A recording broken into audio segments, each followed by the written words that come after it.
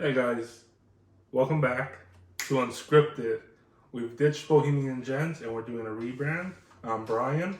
I'm Caesar, and hopefully you guys like the new design. Yeah. I feel like it's more in line with our concept of what we want this to be. Fresh takes, don't want to have, a bunch of planned out thoughts and just what comes to mind on fresh topics.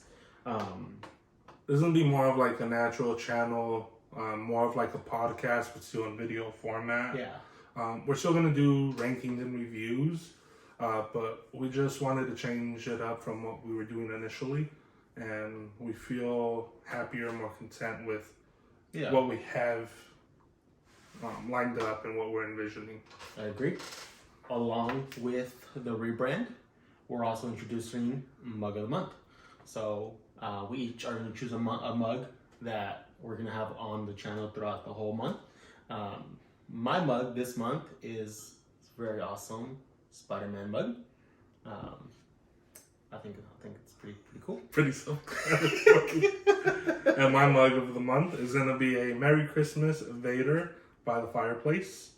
I know Vader still has some issues being around fire, so we're trying to reintroduce him to it.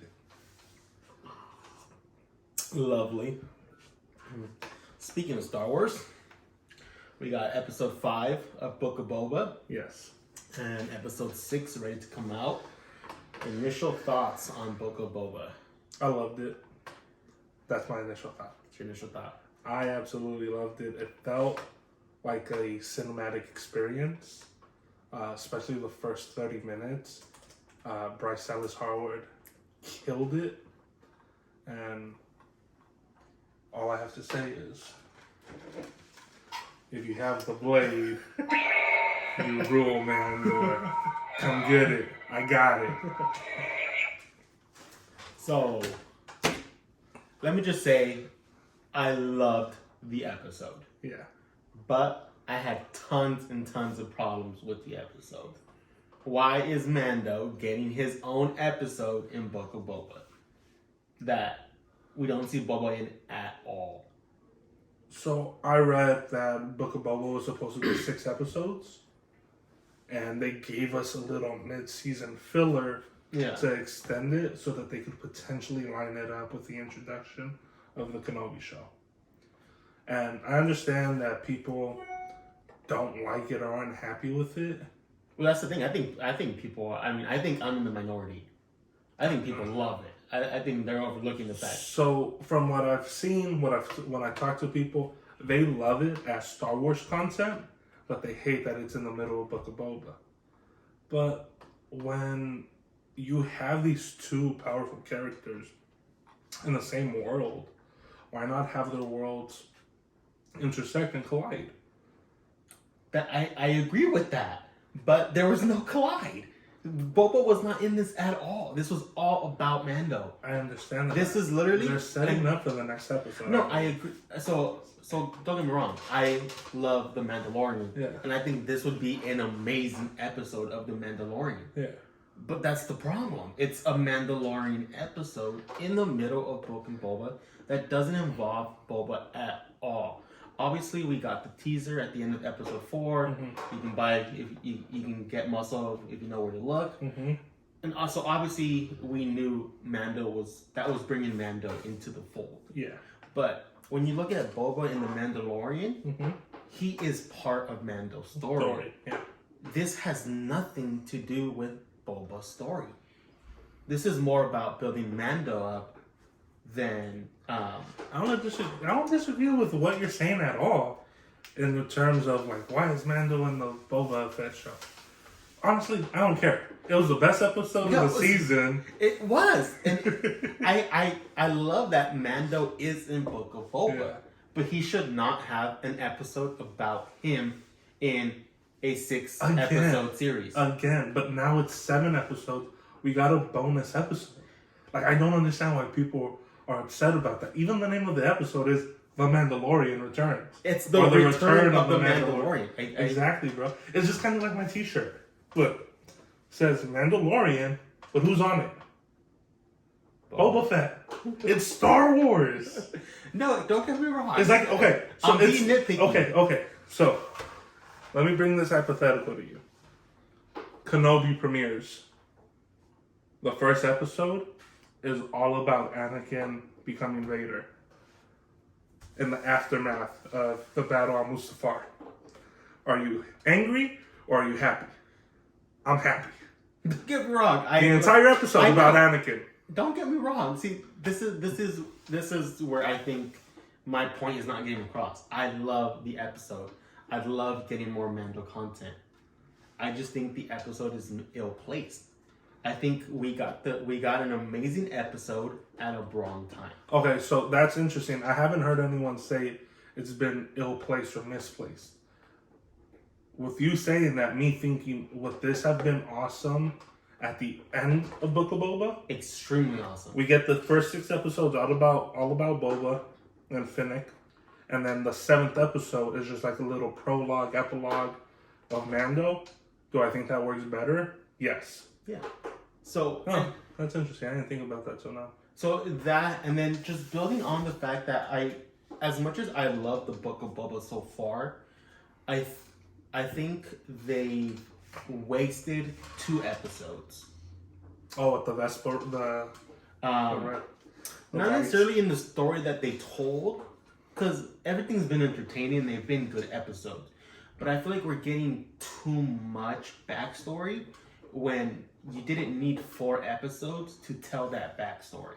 I think. Are you talking about the Tusken Raiders? The flashbacks with the Tusken Raiders. So, like, I understand they're trying to give you a sense of how long it's been, because initially at first glance, you think that he's only with the Tusken Raiders for a couple weeks, couple months maybe. He's with them for years. Oh. You gotta realize, end of episode 6 to now, it's been a couple years. Oh yeah, it's been like 4 or 5 years since Luke defeated Vader. Yeah, so it's been years that he spent with the Tusken Raiders. So I kind of get why they want to establish that connection. Yeah. But I feel like we did not need 4 episodes of flashbacks to establish his connection to the Tusken Raiders. And something that I've seen a lot, and I firmly agree with, is we're getting a softer side of Boba that I don't think is playing well.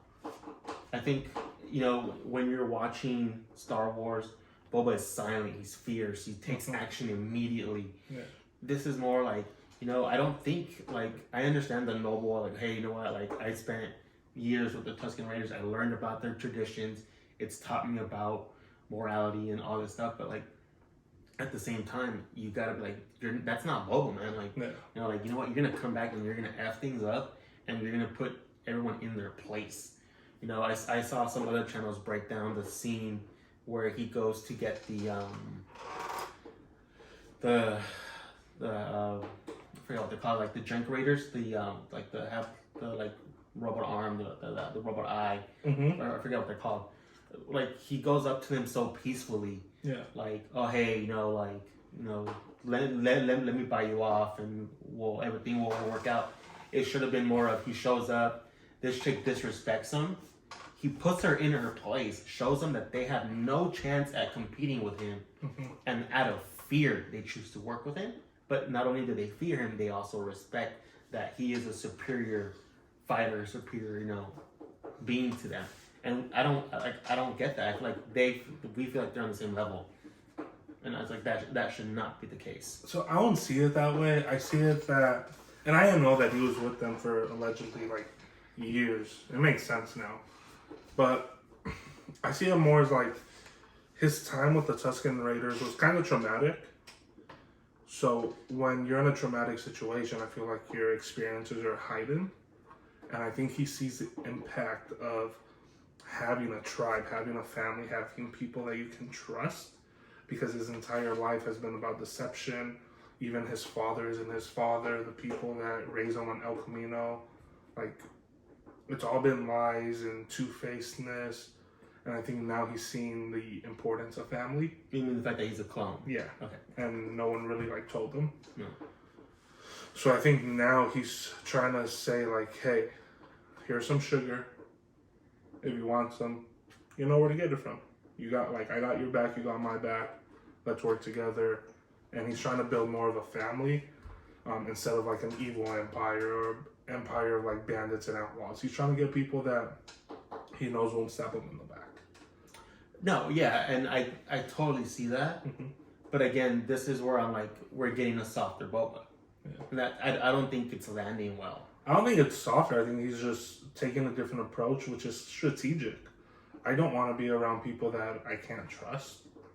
Just like when he has that scene where he's at the dining hall table, and he tells Finnick afterwards when they're doing the Overlook watch, like, I don't trust any of them, but hopefully, like, it buys me enough time. You know, like, hopefully my money will get one of them to tell me if someone else is going to betray them just because I'll pay them. Yeah. I mean, just kind of like the way I'm seeing it, and this is not a dig at Mando at all, but if I were to pull a 10-year-old kid, who's better, Mando or Boba? The 10-year-old kid's in the same Mando. By far. Yeah. But also, if you ask a 30-year-old, he's going to say Boba. Because it's what you grow up with. See, but that's the thing, though. Like, I don't know if that's the case.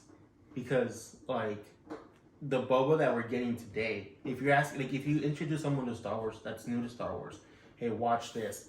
Who do you like more, Mando or Boba? Mando. They're going to choose Mando. 100%. Why? Because Mando is being written the way Boba was. Yeah. Mando has that softer side to him. And Grogu. He has that family aspect to him. But he comes off as fierce. You're gonna, you're gonna respect me because you fear me. Yeah. Because you know if you step up, you're gonna get beat down. But they're also at different points of their lives.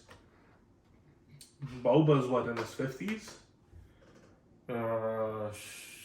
Yeah, 50s, 60s, probably somewhere like that. And Mando's supposed to be in like maybe his mid-20s, maybe 30. So they're at completely different points of their lives.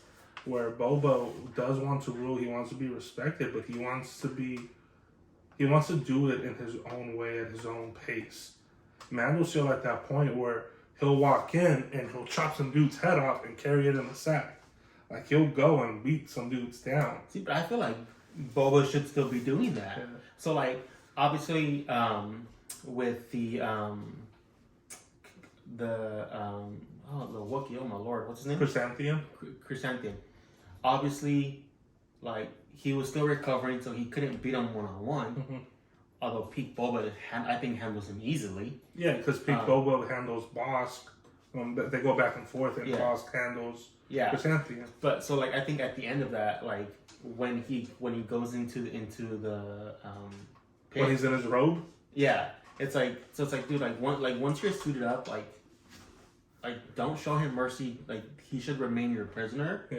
And I feel like it would, like, obviously he's gonna come back and help him. Oh, when he's in the pit, yeah. Okay, yeah. So, like, keep him as your prisoner, and then, you know, when obviously, like, the Jabba twins are like, keep him. You know, he's our tribute. He's useless to us now. Like, you should have kept him as your prisoner, and then it should have been more like, hey, I spared your life, but you're still my prisoner, and because you're grateful that I spared your life, you're gonna help me. Yeah. Not, I set you free, and now you're gonna help me because now you feel indebted to me. You know? Yeah, but the Wookiees are hot-headed. I don't think he'd see it as, like, I'm grateful that you didn't kill me. I think he's gonna be like, I'm a warrior. Kind of like the Vikings, you know? Like, they rather die in battle than...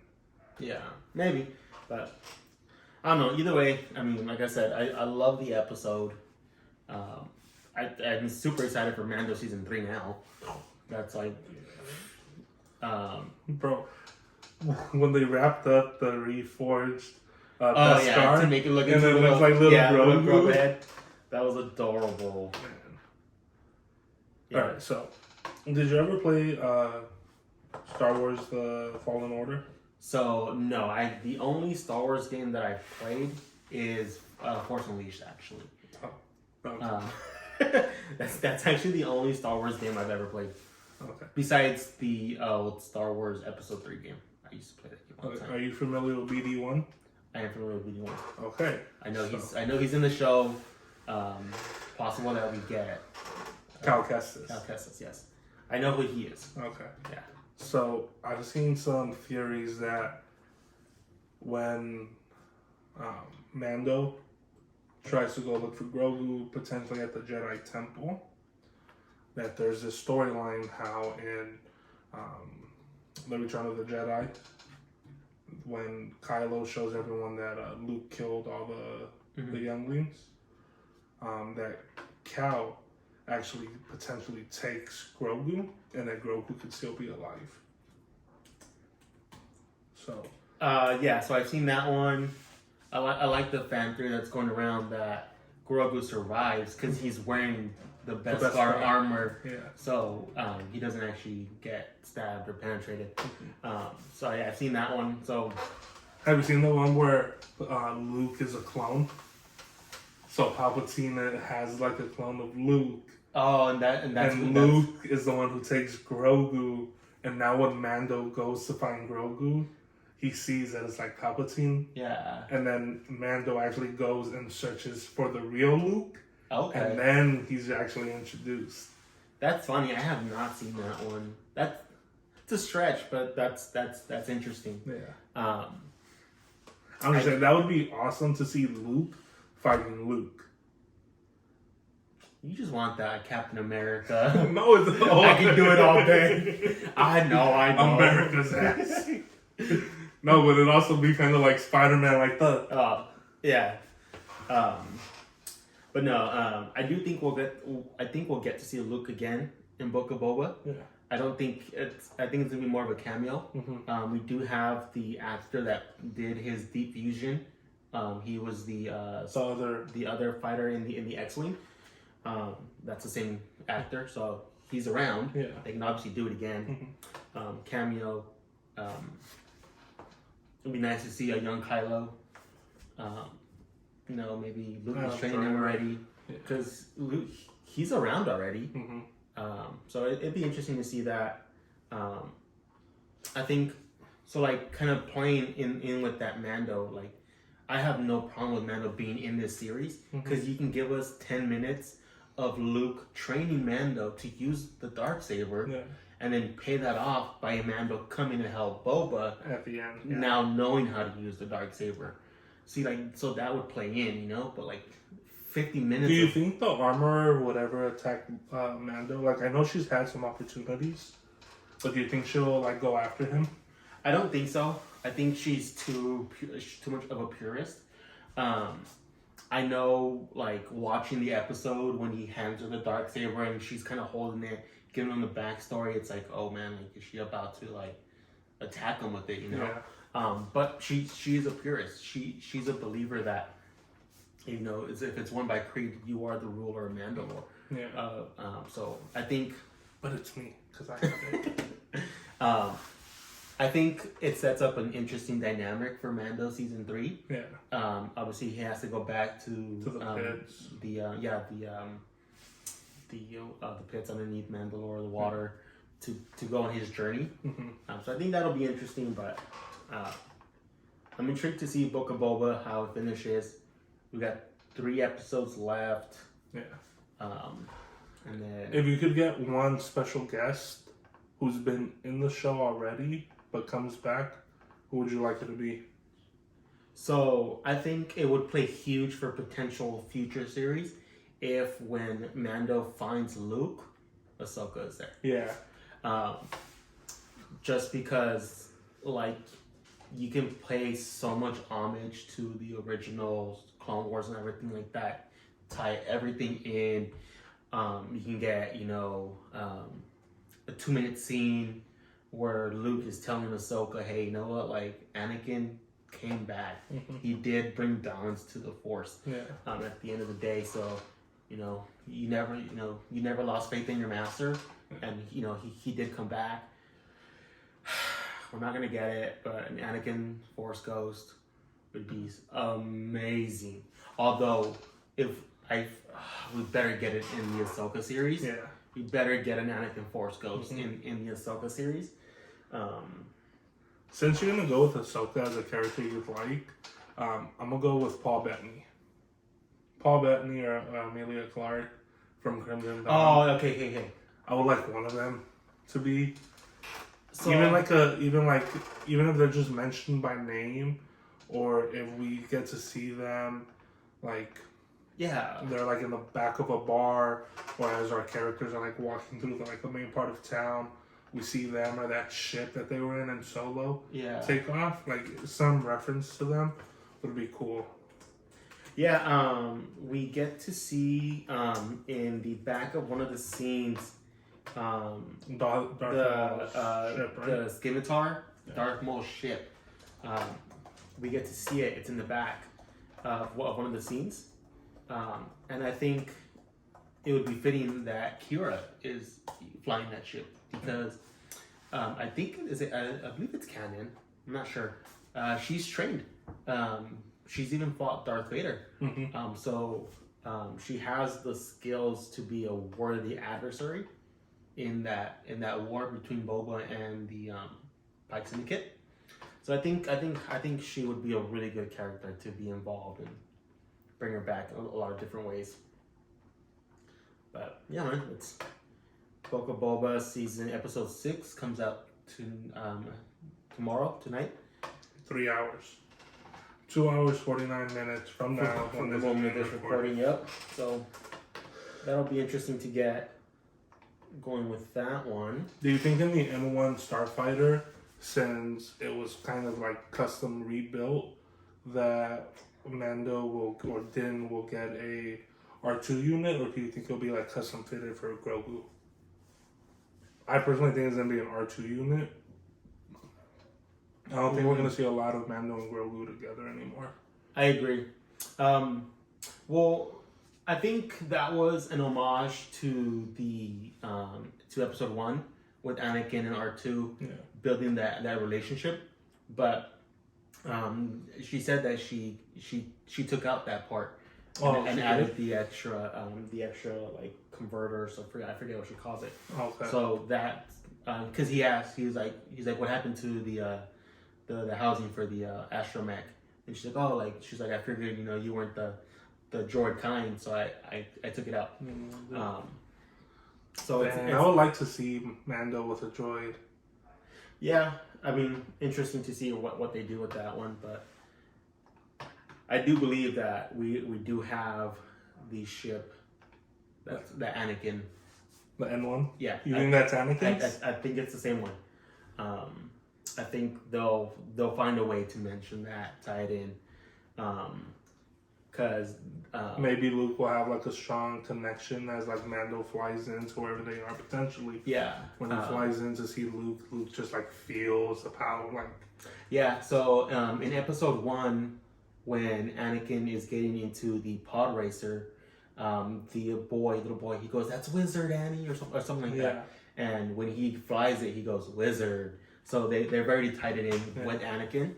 So I think it is the same one in there. But yeah, I mean, should be a lot of good stuff coming up. God, Star Wars just gets the juices flowing, the imagination going. It really does, but something else that gets the juices going, some NFL football. Yes. We are done with the championship games and we're on to the Super Bowl. If you guys watched the last video, who predicted that the Bengals were going to beat the Chiefs? This guy. Yes, you did. I did say that I wanted the Bengals. Joey Super Bowl, baby. I did say I wanted the Bengals to win. Yes. But did you pick them? Is what I want to know. I did not. And that's the answer. I did not. We did get the Bengals upsetting the Chiefs dramatically with an 18-point comeback. Do you think Mixon fumbled the ball in the overtime? I'll be honest. Yes. But I think so too. I think he fumbled. Yeah. I think the Bengals got away with it. Well, obviously they got away with it because they won the game, but I think that was a fumble. Yeah, I think so. I mean, I think it's there's a lot of things, that go things like that for the moment. But I'm gonna I think even with that, I think the Bengals just had the Chiefs numbers the whole second half. Oh yeah, the defense won them the game. I know it's like funny to be like Joey Super Bowl, and Joey with the cigar, like I've been talking about the last couple weeks. But that defense and that D-line, Jesse Bates, definitely won them that game in the second half in overtime, which is what the Bills couldn't do. The Bills couldn't make a stop. No, yeah, I mean, I think we've seen Mahomes on this roller coaster of highs and lows, and I think as great of an arm as he has, he can be mechanically flawed, and I think that's gonna plague him throughout his whole career. I think. Well, yeah, bro. When you can throw back with your left arm 15 yards, or you're running to the right and you throw the ball 60 yards across the field in the opposite direction, it's not really about mechanics sometimes, which I agree will hurt him in the long run. But just kind of like what I was talking about in the game plan before is they did a good job of running the ball. Yeah. Mixon had over 4 yards per attempt average. Joe Burrow got a couple key first downs. They weren't throwing the ball too much. I know he attempted like 35 passes, but he was pretty accurate, pretty consistent. Every completion was an average of like 10 yards. They incorporated Samaje Perine, the running back out of Oklahoma, I think, as a pass catcher. The Chiefs did a good job of holding Jamar Chase down, but T. Higgins exploded on them. Yeah, and he got hurt at the end of the game, so it should be interesting what they do with that going into Super Bowl. I think Tyler Boyd will have obviously a larger impact. Yeah. But Tyler Boyd is a baller as well, and you can't hold Jamar Chase down every game, but he is going to have to go against Jalen Ramsey, which is going to be a very good matchup. Yep. So, I mean, the morning game did not disappoint, and I don't think the afternoon game did either. Yeah. Niners. Niners had a 10-point lead going into the fourth. So I know Stafford's getting a lot of heat for the throw that should have been intercepted. Yeah. But then again, Jalen Ramsey had a dropped interception that could have been a pick six as well. So I think that's really, really easy to overlook. But I think this game in particular shows why they needed to get off Goff. I don't think Goff does what Stafford did. Yeah. Not only this game, but last game when the team was collapsing. Yeah. Just staying poised under pressure, he's been through it all in Detroit, the failures and all that. So I think that helped them stay poised throughout that whole situation. But I don't know if we want to give our prediction for the Super Bowl just yet, because we still have a whole another week. 2 weeks really till the game. But I think Bengals versus Rams. Rams are a pretty big favorite early on, and I don't agree with it. My honest prediction is I think the Rams will win. If I was gonna bet money, I'd probably bet on the Rams. But who do I want to win? I want the Bengals to win. I messed up last week. I'm not doing it again. Bengals all the way, man. Bengals all the way. The thing is that the Chiefs, they have a decent pass rush. Their linebacker core with Anthony Hitchens is pretty good, but their secondary is just awful. And then Tyrann Mathieu with the concussion in the game depleted them even more. It's just the Rams are too good on defense, where Joe Burrow, for as good as he is and how he's been amazing this entire year, I don't think he's able to handle that defense and that constant pressure and the tight coverage in the secondary. So the defense would have to have such an amazing game turnover-wise for the Bengals. I think that's one way to look at the game.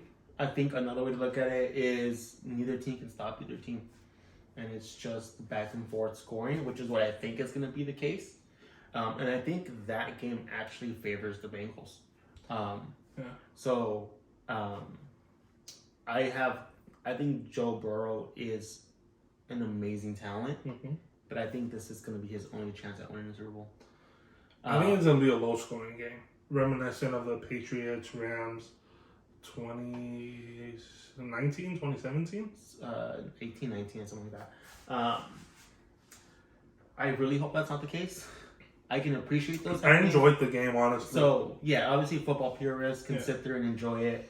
But you're watching it with friends, family, and they're just complaining the whole time. It's like, like, dude, be quiet. What do you mean? This is a masterful It's a great game defensively on both sides. Yeah. It could come down to the field goal game, and we see the Bengals 12 for 12. McPherson. Yeah, man. The guy's a beast, man. But, I think Joey Burrow wins the Super Bowl. And it's the only time he gets back to a Super Bowl. I think he'll get to a couple of championship games.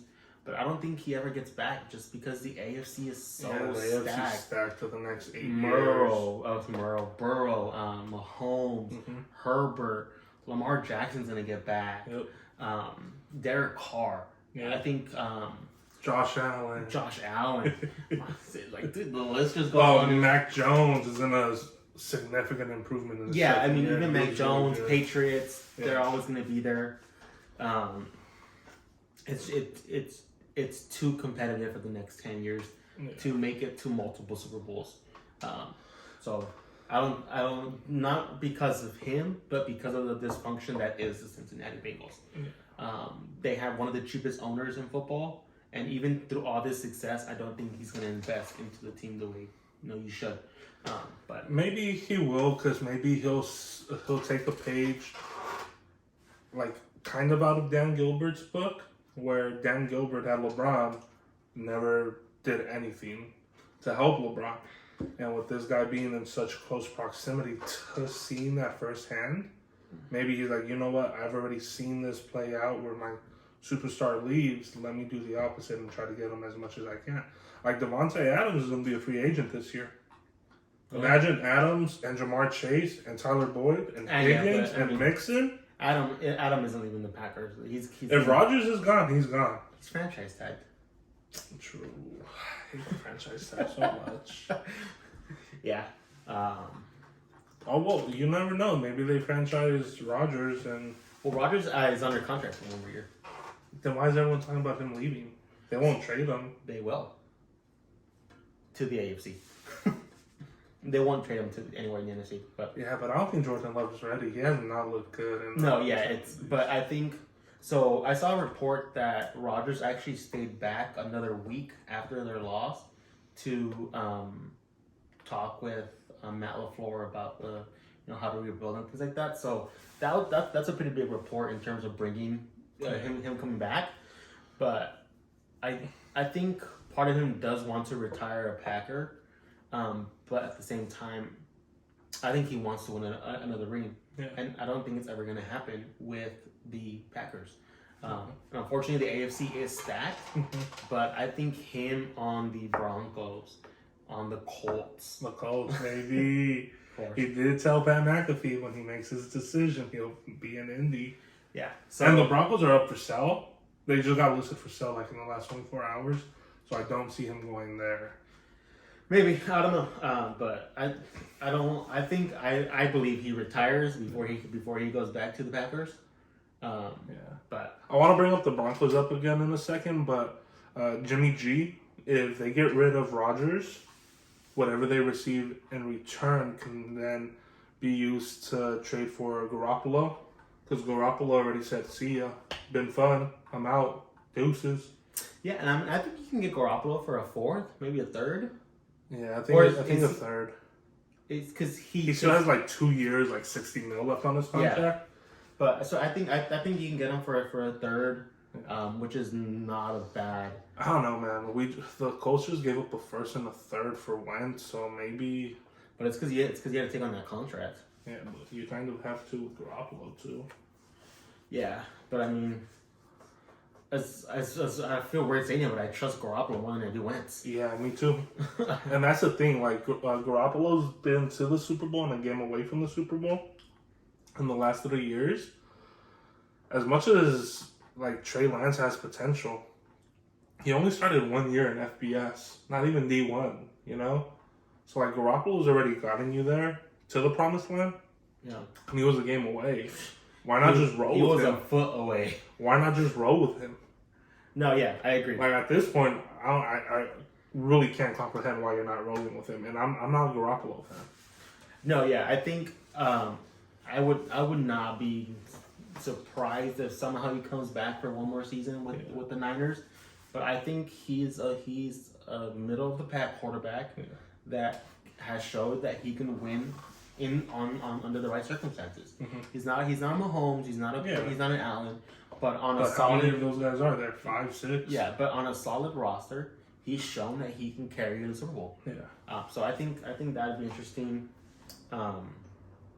Something that obviously is not coming to fruition anymore because he has officially announced his retirement. But they were talking about Brady going to the Niners for a season. I was talking about that too last week. My bad, y'all. I was wrong. But Tom Brady calls it quits. 22 years. He should have retired last year because then he would have had a 7 for 21 average of winning a Super Bowl, which was 33%.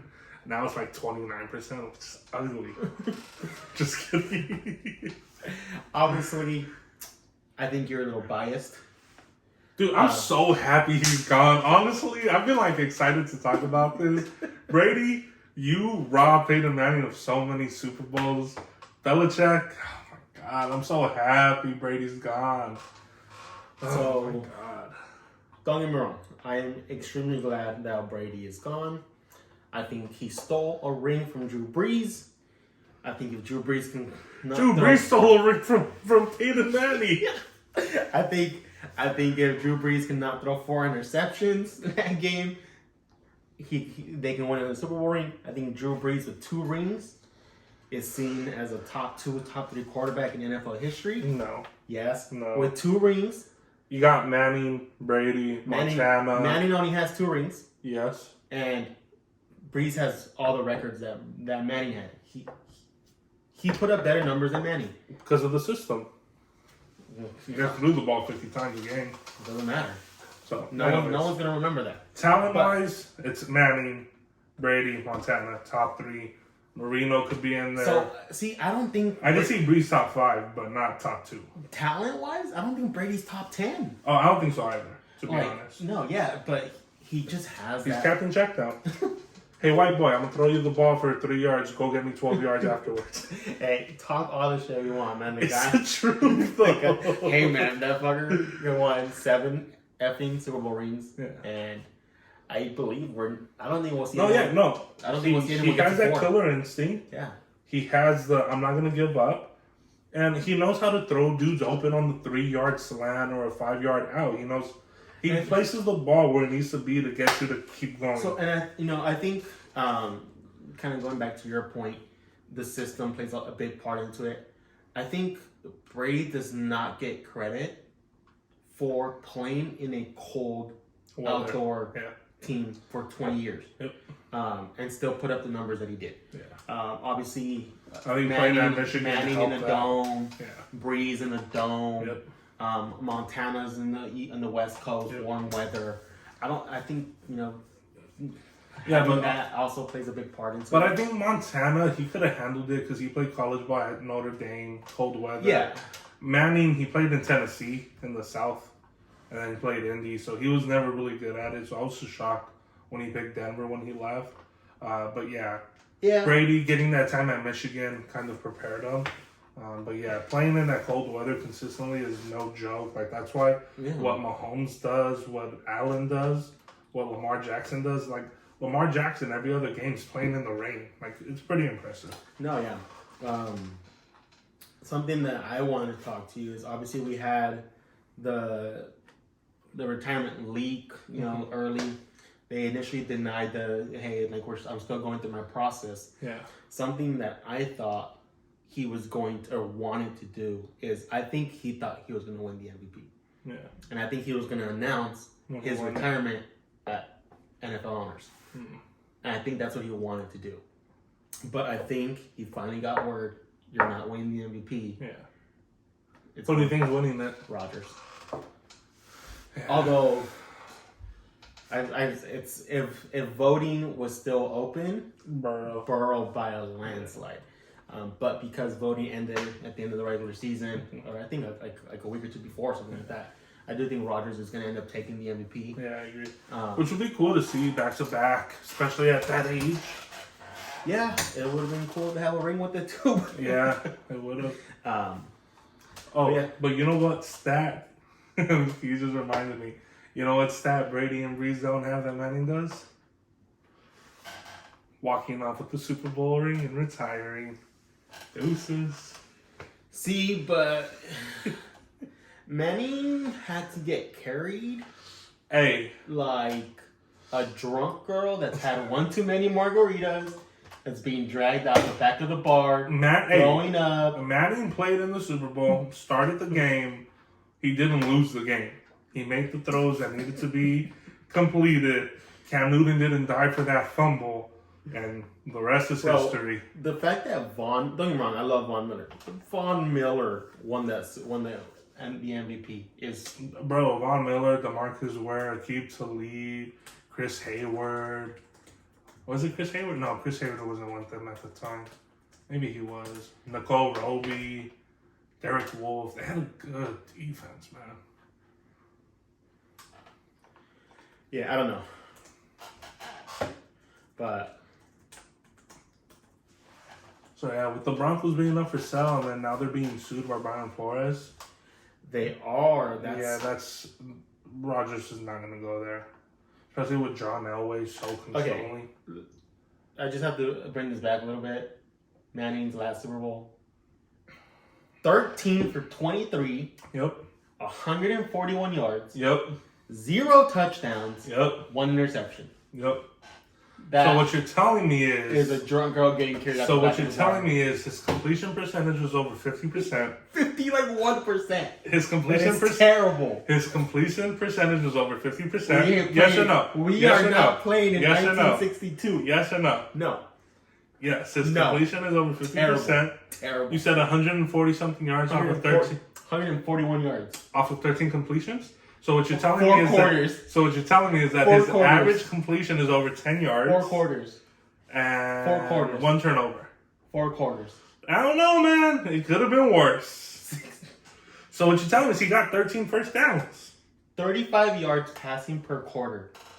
That's what this guy got. Dude, you only need 3 first downs to get you in scoring position. Yeah. You know what 3 first downs equals? Yeah. Like 60 yards. With those 3 first downs to get in scoring position. You're starting at the 25. I don't know, bro. If you can get to the 50 and you run a couple plays, run for 5 yards, run for 4 yards, hey, you're at the opposing team's 40-something yard line, that's a field goal.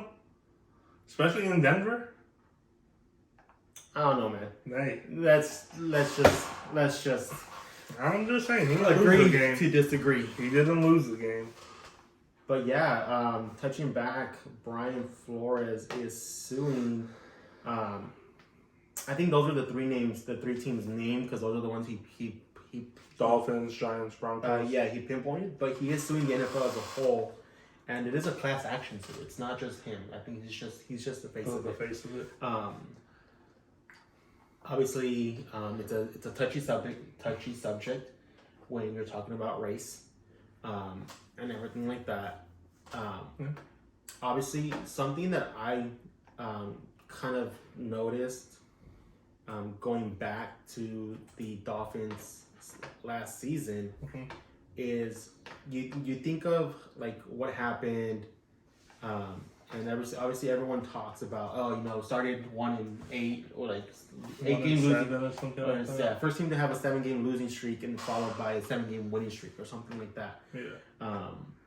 But something that really comes out to me is when you look at the teams that they beat on that winning streak, they're all garbage. They're all garbage. Yeah. So they lose to the Falcons. Yeah. They lose to the Bills. And then they beat the Jets. So yeah, they beat the Texans. Yeah. The Ravens, which I believe this was right when Lamar was hurt. Yeah, Lamar was hurt. They beat the Jets. Yep. Panthers. Yep. Giants. Yeah. Jets. Yep. Saints on their 4th. The Saints one, I didn't remember that one, but it was Ian Book. their fourth string quarterback. Mm-hmm. So, and then they get demolished by the Titans. Titans towards the end of the season. And then they did end up being the Patriots to close out the season, but the Dolphins always have the Patriots number. Yeah, but like there's no memorable wins in that. Yeah. Like no quality wins. No quality wins. So I think like yes, I think as a front office you see that and you're like, hey, you know what? This guy did go on a 8-game win streak. Yeah. But he won games he should have won. He wasn't getting along with Tua. And as much as Tua isn't the future, he is the quarterback for next season. Yeah. So you need someone that can get the most out of Tua. It clearly wasn't him. And we're in an offensive dominated league. He's a defensive minded coach.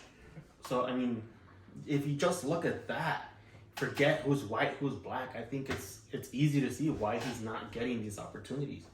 Not only that, man, like he's suing the Broncos for racism, but they literally had just had Vance Joseph for like 2 years. Yeah. Hey, it's a black coach. He didn't do good, but they gave him the shots, they gave him the opportunity. So like if Vance Joseph comes out and says John Elway and the Broncos are racist, I'll believe it because you got two very different style coaches, offensive minded, defensive minded, with different demeanors who have different different popularity levels in the locker room. So I'll believe it 100%. Yeah. But like you're saying, oh, this seems racist. They don't have black coaches. They literally just had a black NFL head coach. The Giants' job is littered with young offensive talent that they can't really develop. Mm-hmm. So why would they bring in a defensive-minded coach?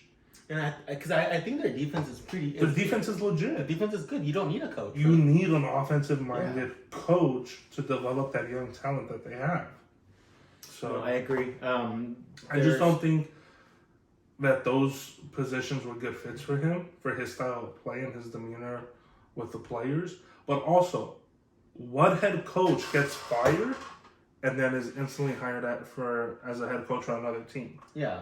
Me personally, I was thinking like, okay, he could go be a D coordinator for the Colts. Matty Elford Plus, I can't pronounce his last name. It's a hard last name. Just got the Chicago job. Like that would be a good fit. And the Colts have a strong culture that could probably handle his brashness. Yeah. And the thing is, he's still getting interviews. Yeah. I think he was scheduled to interview with the Saints today.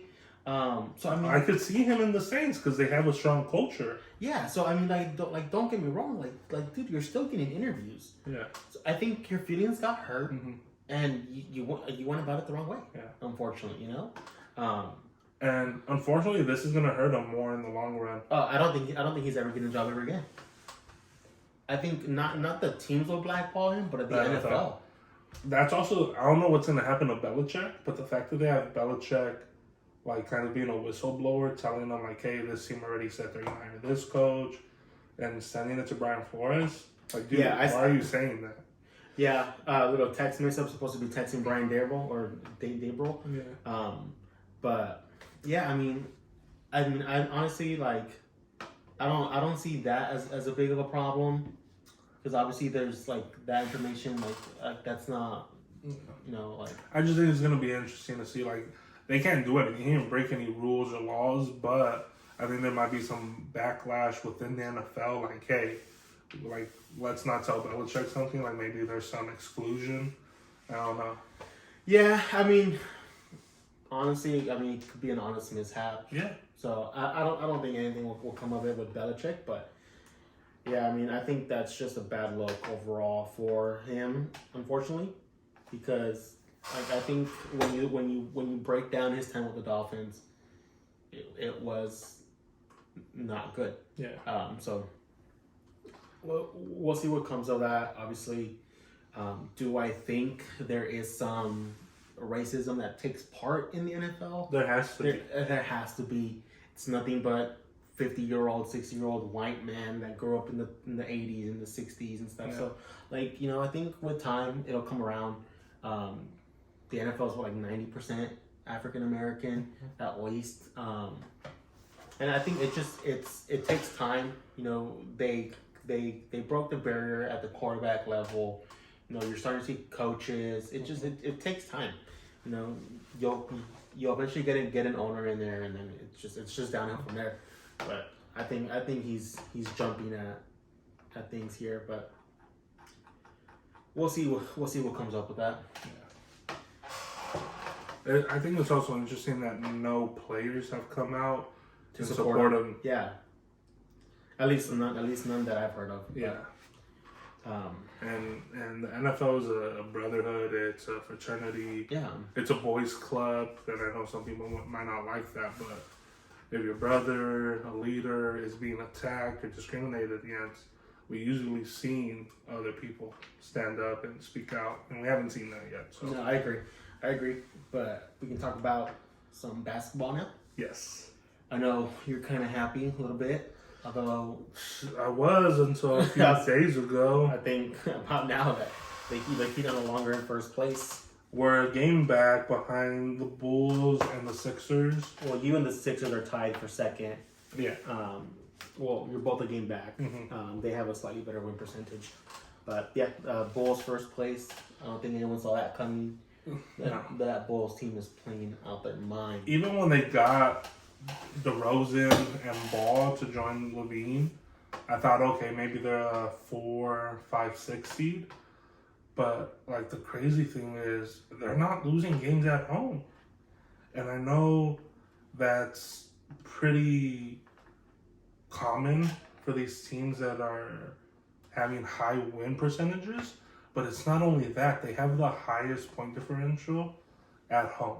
They have a point differential of, like, 8 points at home. So that's big. Yeah, it's not like they're barely squeaking out wins at home, but they're blowing teams away.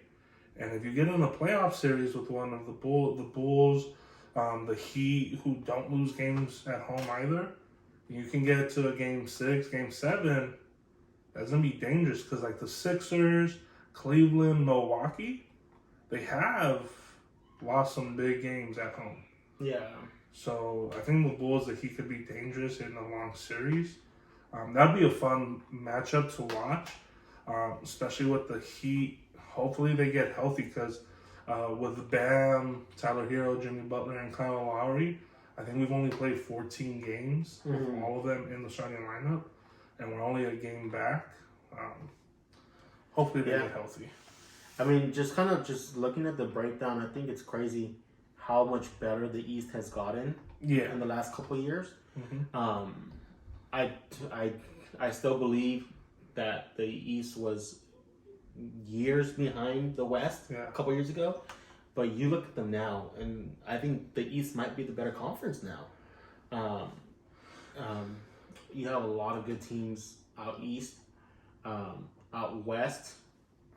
It looks like Golden State's back. Mm-hmm. Curry might have finally broken his little cold 25 game cold streak. See, I mean, I'm not like I love Curry. I'm not surprised by it. I think getting used to play another dominant shooter on the court, just getting that flow back. I think it's worth taking a step back to let Klay develop on the court. They're still, I think, have the second best record in basketball. Yeah. They're only 3 games back of Phoenix. Honestly, I mean, I think right now, as good as Phoenix is playing, I think the Warriors are the team to beat out West. I would probably agree with that because we're getting Klay, and by the time the playoffs start, Klay will be in full midseason form. Yeah. But the crazy thing with the Phoenix Suns is, how many home losses do they have? I'll give you a hint. Reggie Bush's number at USC. 5. How many away losses do they have? 4. The fact that they have a smaller amount of away losses than they do home losses, this team is fully complete. It doesn't matter where they're playing. They're going out there and beating you. And their point differential for both home and away games is almost 9 points a game. Or 8 points a game. 7.9. They're on an 11-game win streak. And you're winning by almost double digits every game. Home and away. Like, I want to pull up the Warriors numbers and the Bulls numbers and look at that analytically and see if the Suns are in that category. Like, they've already lost more games than both of those teams so far, but the way that they're winning their games, that it's crazy. And it's not like they have a mega superstar. Paul's already older. Devin Booker is not in that elite level like a Curry, like a Jordan, like a Kobe, like a LeBron. No, I agree. And they use Aiden as a big man, and he's like a major piece of the game, and they're still winning like that. No, yeah, but I just think, I mean, if I look at the Suns versus the Warriors, point guard, Curry or the Chris Paul. It depends on who. It's overall game. I love Chris Paul. Overall game, I'm going with Paul, but obviously in today's game, Curry. Oh no, overall game, Curry is better. Chris Paul is the best. He's the point guard, traditional point guard that one knows. Yeah. But when you look at overall skills and everything like that, I think Curry's a better ball handler. No. Yes. No. Yes. No. Yes. No. Yes. Curry's handles are dramatically underrated. Him and Kyrie Irving by far. Oh yeah, Kyrie Irving has the best handles in the game when he's actually playing at the arena. Yeah. But him and Curry are back and forth between best handles. No. Yes. It's Irving by a landslide. Him and his layups. Okay, I'll give you Irving over Curry, but Curry is second in terms of handles in the league. Shooting, not a comparison. Yeah, Curry has a decent mid range. I think Curry's a better. Chris Paul's mid range game is way better. No, yeah, I'm saying Curry has a decent mid range. And then I think Curry's a better finisher. Yeah. I think Curry doesn't get credit for how good of a finisher he is. Shooting guard, Booker, Clay. Right now, Booker, but when Clay's healthy, if I've already said this. When Clay's healthy, he's a top 30 pick in the NBA because he plays offense and defense. Exactly. You have Wiggins on the Warriors. I think is an amazing three.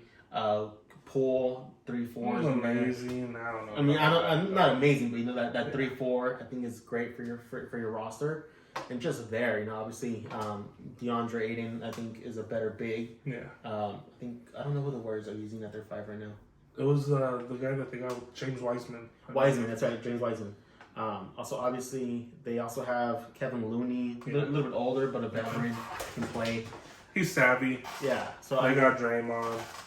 So they got Draymond playing the 5 as well sometimes. So I just think up and down in a 7-game series, I think the Warriors handle the Suns in 5, maybe 6.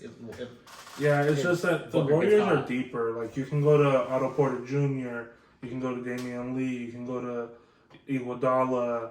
They got talent all over at every position. So it's coming up. I think my Lakers, unfortunately, LeBron has destroyed my team. Leonard and George haven't played, and they still have a better record than the Lakers.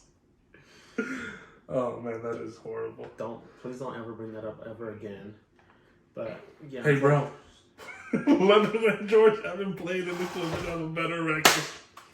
Obviously, LeBron is a disaster for the Lakers. It was Russ. And it was LeBron's decision. Yes, I understand that, but yeah. At this point, give me John Wall. Have his ass sit on the bench because they'll actually sit on the bench and get Russ off the team. No, it's just you guys messed up by signing Russ instead of retaining Alex Caruso and getting Buddy Hield. I agree. It was a terrible decision. Yeah. I think they saw, hey, we'll be able to rest in the regular season. Let Russ win us 40-something games. We can win another 10-15. We'll be at 50-60 wins.